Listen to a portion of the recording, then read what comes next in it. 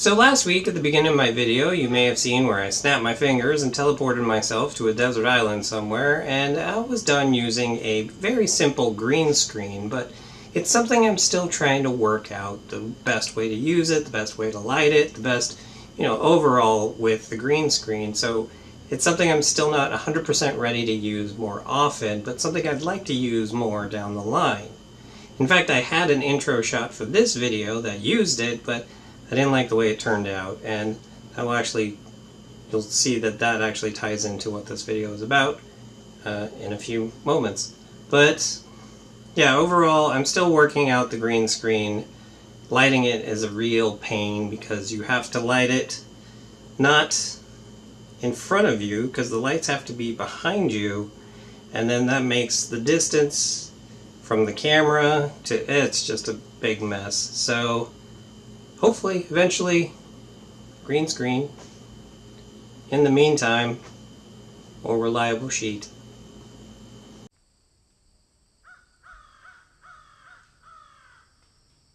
Hey guys, Sean here. So here's the deal with this week's video. If you remember 2 weeks ago, I talked about my favorite comic book series currently running, Deadpool, and my favorite comic book series of all time, Dr. McNinja, which both of them are written by Christopher Hastings. What you didn't see in that video was the 45 minutes of talking I did before that, where I talked about my 5th through 2nd most favorite currently running comic book series.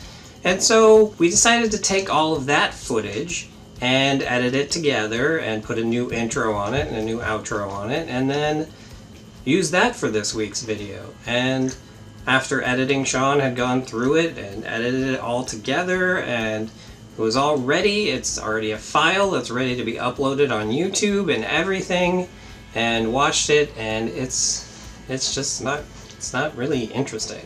It's really kind of boring. Even me myself, I thought it was not very interesting, and I was saying all of it, so it was just not very good, and it was like 24 minutes long of not very good. So maybe someday I'll upload it, but at least for right now, no, I'm not going to, because it wasn't up to my standards, I guess. I mean, I don't know that I currently have standards for this channel, but it just was boring. But just to put that topic to rest, let's just do a quick breakdown of the 4 comics that I talked about in that video. Number 5 was Uncanny Avengers. It is a team made up of Inhumans and mutants. Deadpool's in there, Rogue is in there, there's some Inhumans in there whose names I can never remember, and Captain America is the leader of them. They're known as the Unity Squad. It's a pretty good book. I think it might actually be over now that I'm thinking about it, but we'll see as the weeks go on. And I just chose it as my number 5. I'm not even sure why anymore. As I was watching the video back, I was like, is this even really my number 5 most favorite comic running right now? But by that point, I had already recorded it and already done all the things with it, and yeah, I guess right now I could have changed it, because you don't know that because you haven't seen that video. But down the line, if I decide to release that garbage, then maybe you will see it, and then it would not match up with this, but then who cares by that point? Anyway, at number 4, we have a comic that is based on one of my most favorite properties of all times, and that is Star Wars. What makes the new currently running Star Wars comic series special is the fact that it is actually in canon with the Star Wars universe. You see, when Star Wars first came out, it was hugely popular, and everyone wanted to get in on it. So there were toys and lunchboxes and a Christmas special, which people don't talk about, even though it's not as bad as people's. Okay, it's bad. I can't defend the Christmas special. And then at the same time, Marvel Comics released the first issue of their Star Wars comic, and it ran for like 144 issues, and it, followed the adventures of Luke Skywalker and Han Solo and Princess Leia and Chewbacca and R2-D2 and C-3PO, but it wasn't considered to be part of the Star Wars overall story. It wasn't canon to the Star Wars story. In fact, under George Lucas's authority, all of the other stuff related to Star Wars never was in canon with it. Only the movies counted as canon, and then eventually the Clone Wars TV series. But all of the books and comic books and all the other things, they were just considered the expanded universe, but they weren't really part of the story. So because there was a lot of contradictory stuff in them, like one book might contradict another book, or contradict future movies even. I have a Star Wars encyclopedia from the 90s that says that Obi-Wan Kenobi and Uncle Owen are brothers. I have no clue where they thought that was what was implied in those movies. But once Disney bought Lucasfilm, and they currently already owned Marvel, they ended up releasing new comics based on Star Wars. And it was decided that these new comics are canon. They are part of the Star Wars story. And all novels that come out now are also canon and part of the Star Wars story, as well as all the new movies and the currently running Rebels TV show. So that's why I really like the Star Wars comic, because I really like Star Wars. And to have new stories that are considered to be part of the overall universe is great. It's something we wanted for 30 years, and then we got it when we got the prequel. Well, okay, some of us got it when we got the prequels, because the majority of people are like, prequels suck, even though I'm in the minority that really enjoys the prequels. I say minority of people who were alive when the original movies came out. Well, Return of the Jedi, the other two came out before I was born. But most people that really enjoy the prequels, they were born either shortly before they came out or, you know, after they came out. And those were the first ones they saw. Basically, you had to be a kid when they came out. But that's true of the original movies too. You had to be a kid when they came out in order to really love them. How do I know this? I saw the special editions with my mother when they released them in theaters, and she fell asleep in all 3 of them. And that's because she was old when the movies came out. Never reveal a woman's age. And so that's that, Star Wars.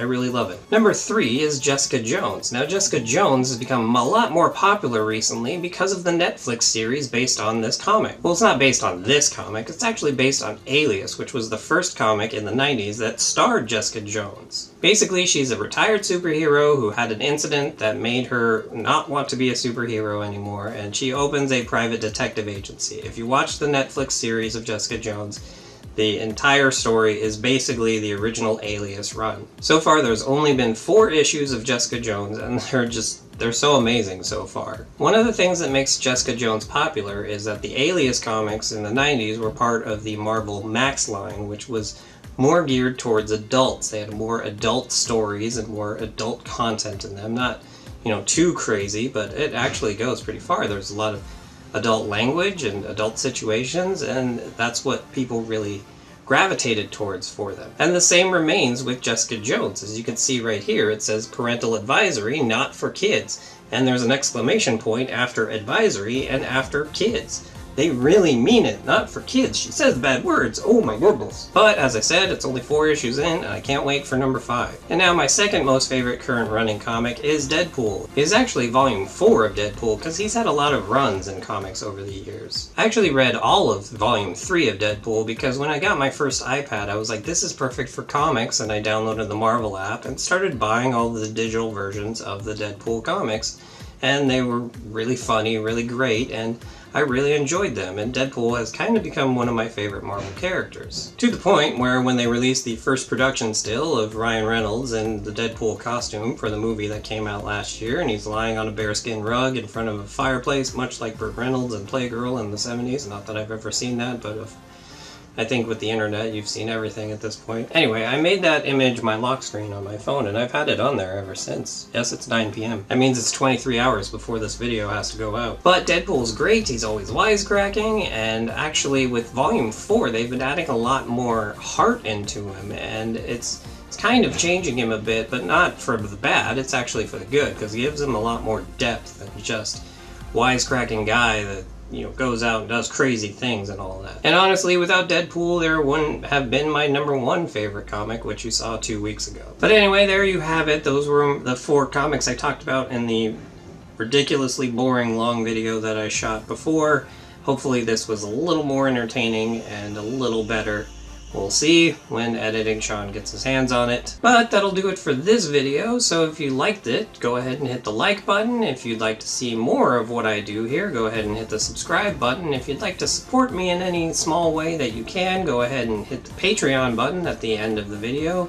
And you can also check out last week's video or my most recent video depending on when you're watching this. Of course, if you're watching this video within a week of when I first posted it, then it is the most current video I've done. And with that, have a good however long it is until you watch my next video.